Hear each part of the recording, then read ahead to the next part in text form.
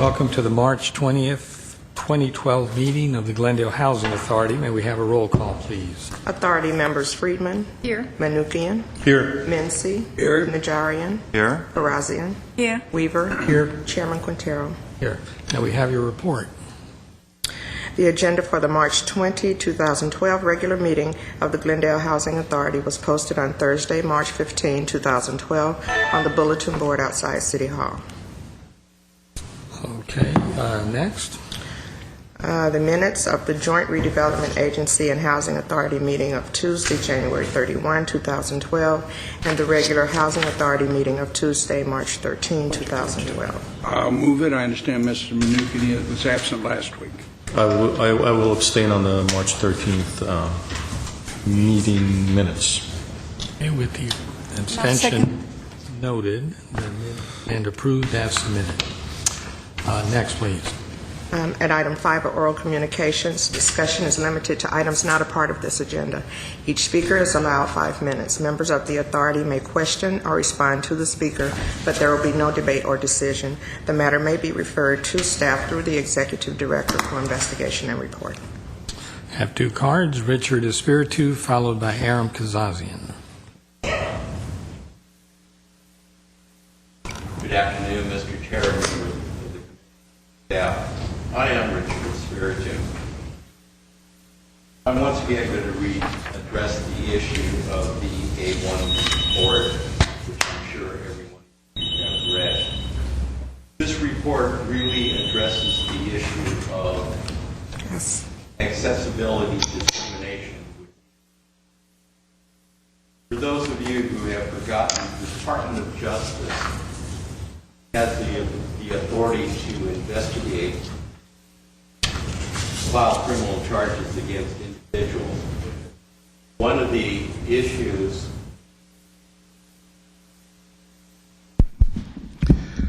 One of the ways they do this is filing an amicus brief, going into settlement agreements, and if the violations are bad enough, they go ahead and file a lawsuit.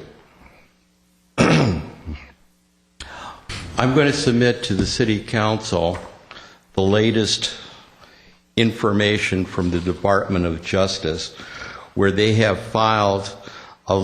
came to a settlement agreement with a construction company that has over 800 apartments in Louisville, Kentucky.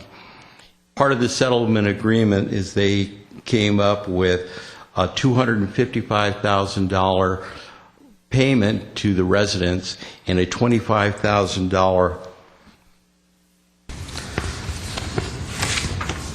claim against the criminal charge against them. These are accessibility charges, doorways, all kinds of things. In the A1 report, it talks about, and it specifically talks about, a male Caucasian with a physical disability, a double amputee, both legs cut off. And he was getting around in a wheelchair. And unfortunately, and that's on page 119, and I'll give the city manager a copy of that. Some people may say this is old history. However, just recently, matter of fact, on Saturday, a lady who had colon cancer and is undergoing her 4th round of chemotherapy, and she is scheduled for 2 more rounds of chemotherapy, was informed by the management company she has to move. I don't know if any of you, well, I know Mayor Friedman has, have undergone or know anybody who has undergone chemotherapy. It's an extremely debilitating condition.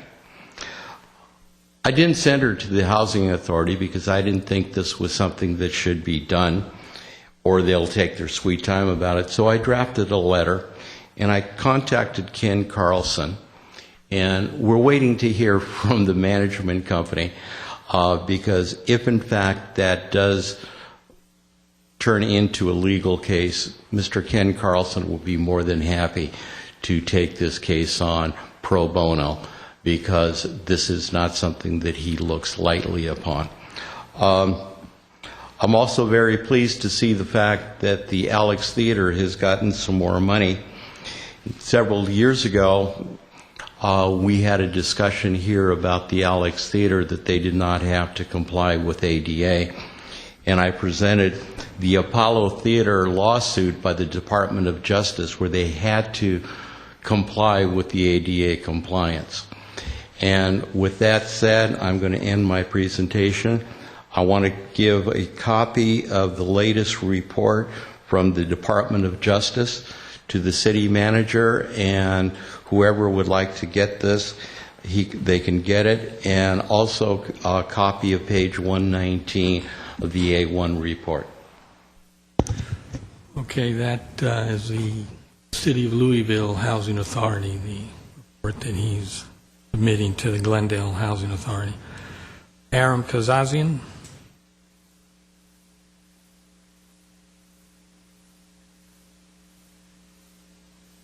I'm Kazazian. I'm here a couple of different issues.